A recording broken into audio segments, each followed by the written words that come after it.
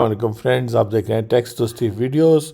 और एक quick reminder present government को कि 26th अमेंडमेंट जिसके बारे में कहा गया है कि ये जुडिशल इंडिपेंडेंस को डिस्टर्ब कर रही है और रूल ऑफ लॉ को भी डिस्टर्ब करेगी।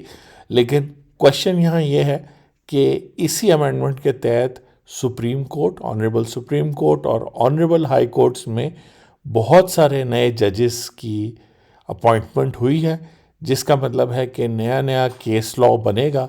तो एक पार्टी है पाकिस्तान में, उसका नाम भी उसके नाम में भी इंसाफ आता है, यानी जस्टिस आता है।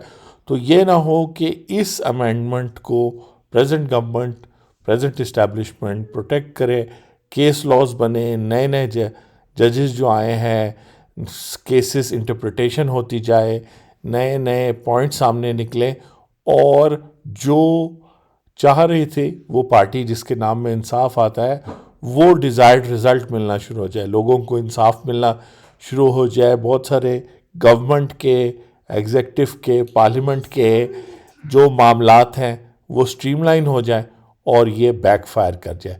तो ये आर्टिकल है कोटिंग द लॉ पर, उस पर तो हम नहीं बात कर रहे, उनकी तो सिर्फ ये हेल्प ले रहा हूँ कि ये अच्छा आर्टिकल आपको पढ़ना चाहिए। लेकिन जिसमें डिस्कस किया गया है, इसको पढ़ते हुए मुझे ख्याल आया कि जो इंसाफ लाने के लिए आए थे वो तो खैर जेलों में है, लेकिन जो लोग उनके ऑपोजिट खड़े हैं पॉलिटिकली, इकोनॉमिकली, आइडियोलॉजिकली, वो कहीं उनकी जो रिक्वायरमेंट है, जो वो चाह रहे थे कि रूल ऑफ लॉ हो, जुडिशरी आज़ाद हो, तो अभी तो जजेस अपॉइंट हो जाएंगे प्रेजेंट गवर्नमेंट के साथ, प्रेजेंट सिस्टम के साथ मैच भी कर जाएंगे। लेकिन आहिस्ता आहिस्ता वो जब अपनी जुडिशल ड्यूटीज़ करते हुए ऑनरेबल जजेस जो हैं जुडिशल माइंड अप्लाई करेंगे, तो बहुत सारे लीगल डिस्प्यूट्स हैं जो रिजॉल्व होना शुरू हो जाएंगे। तो बहुत सारा मसला हो सकता है बहुत सारे लोगों के लिए जो रूल ऑफ लॉ से अपने आप को अबव समझते हैं। तो इस सोच के साथ आपका क्या ख्याल है, कमेंट्स में बताएं कि टैक्स दोस्ती में हम चाह रहे हैं कि टैक्स की दोस्ती हो लोगों के साथ, एफबीआर के साथ। तो अगर टैक्स के मैटर्स जल्दी जल्दी रिजॉल्व होंगे तो फिर लोग भी टैक्स देना शुरू हो जाएंगे।